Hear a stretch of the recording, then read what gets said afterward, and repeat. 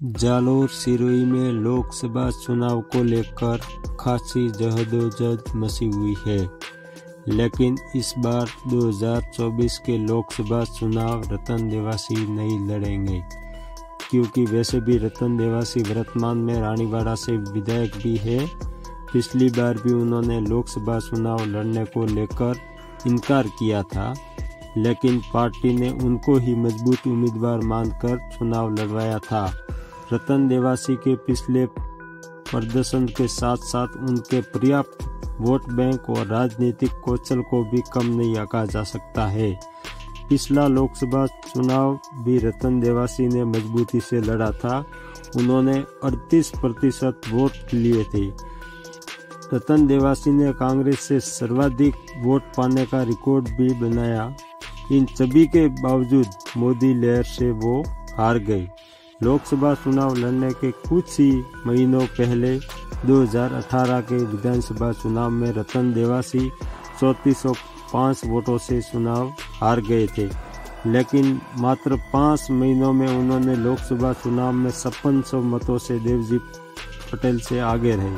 राजस्थान में सबसे कम अंतर से हारने वाले 5 प्रत्याशियों में रतन देवासी भी शामिल रहे, लेकिन देवासी ने 5,11,723 वोट पाने वाले सबसे मजबूत उम्मीदवार बनकर उभरे थे। लेकिन रतन देवासी इस बार कोई रिस्क नहीं लेना चाहते, कारण कि हाल ही में 2023 में हुए विधानसभा चुनाव में चौधरी समाज ने भी उनके पक्ष में मतदान किया। चौधरी समाज ने 1998 के बाद पहली बार रानीवाड़ा में कांग्रेस की तरफ थोड़ा सा झुकाव किया। अब रतन देवासी करीब 23,000 वोटों से चुनाव जीत गए।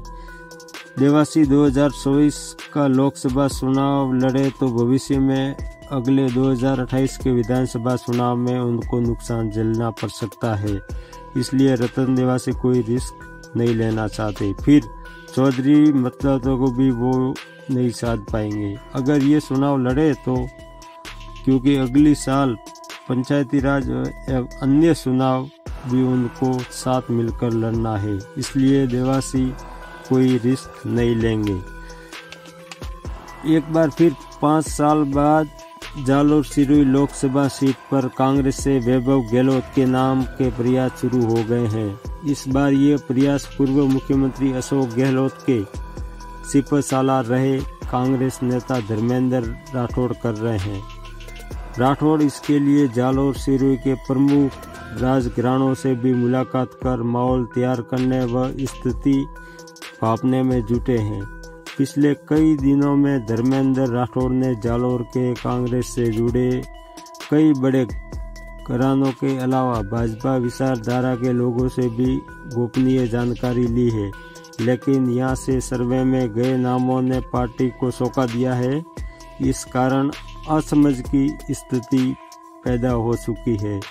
पिछली बार के उम्मीदवार रतन देवासी इस बार रानीवाड़ा से एमएलए बन गए हैं और वो लोकसभा चुनाव लड़ने के इच्छुक नहीं है।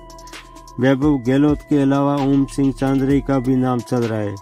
फीडबैक में सामने आया कि राम मंदिर प्रतिष्ठा की ऐसी लहर है कि यह कमजोर चेहरा कांग्रेस को जीत नहीं दिला पाएगा। वैसे दावेदारों की बात करें तो दावेदार के रूप में सिरोही के पूर्व विधायक सेम लोढ़ा समेत कई नाम हैं।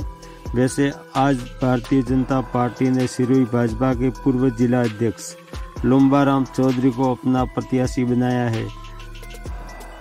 कांग्रेस अगर चौधरी चेहरे पर दाव लगा सकती है, जिसमें प्रमुख नाम है उदय लाल आजना, और उनके अलावा पार्टी रतन देवासी पर भी दाव लगा सकती है, लेकिन वो इस बार लोकसभा चुनाव लड़ने को लेकर इच्छुक नहीं है। धन्यवाद।